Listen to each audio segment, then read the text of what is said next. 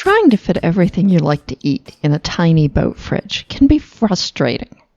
But there is an answer. Just store less in it.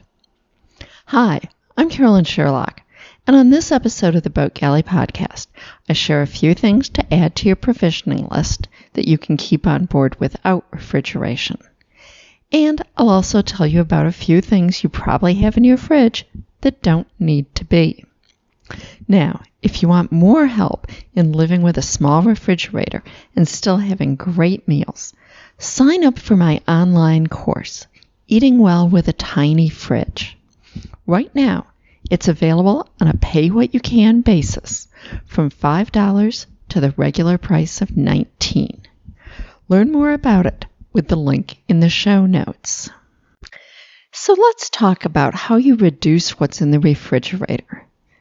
I'm talking outside of just not having as much food, of course. Most boat refrigerators are far smaller than those in houses or apartments. Ice boxes are generally even smaller. And when you combine that with less frequent grocery shopping, something has to give. For me, the answer was a combination of two ways to reduce what's in the refrigerator. Not refrigerating items that didn't have to be, and using non-refrigerated substitutes for some items.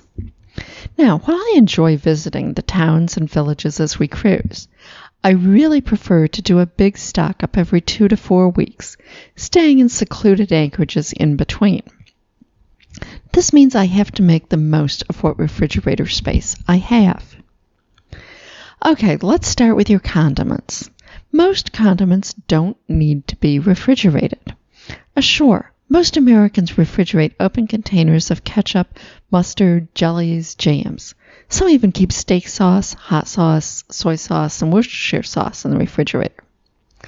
I keep all, and I do mean all of them, just in a cupboard, and have never had a problem with any getting moldy in the 3 to 6 months that it took us to use a container.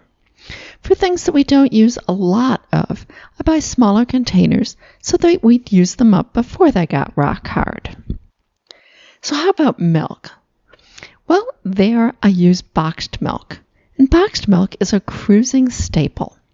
The milk is ultra-pasteurized and vacuum-sealed in boxes, similar to juice boxes, typically holding 1 quart or a liter.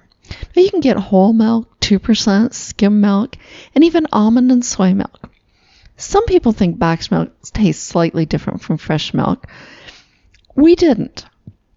Now, boxed milk was sold pretty much everywhere in most of the world.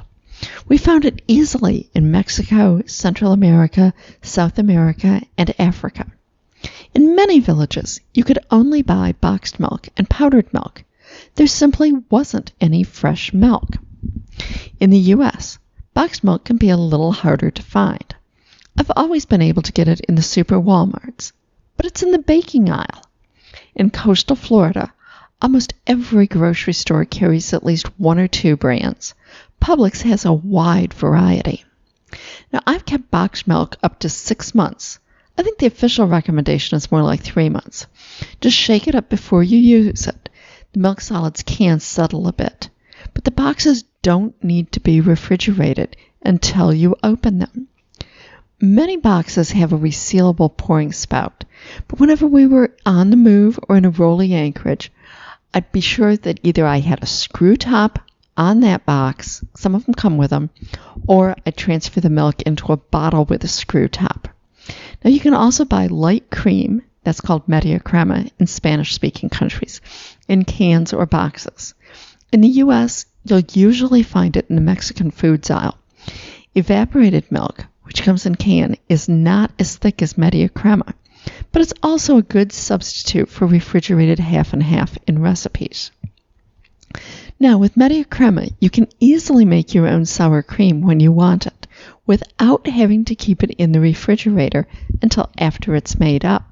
I've put a link in the show notes to how to do this. Now, the final thing that I do is use canned fruits and veggies along with fresh. Now, we love fresh produce, don't get me wrong, and a great deal of it can be stored without refrigeration. While some veggies last a surprisingly long time without refrigeration, others don't. So those I took in cans.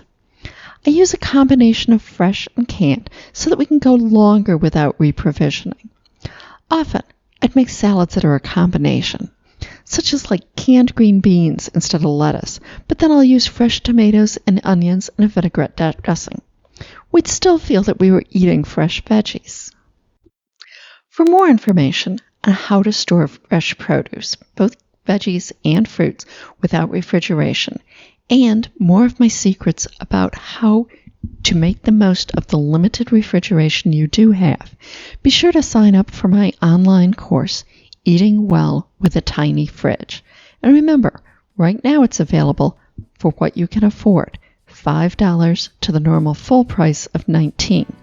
And by the way, I think that $19 is a steal for what you learn, so believe me, the lower prices are even better. Hope you enjoyed this episode of the Boat Galley Podcast. Please tell your friends.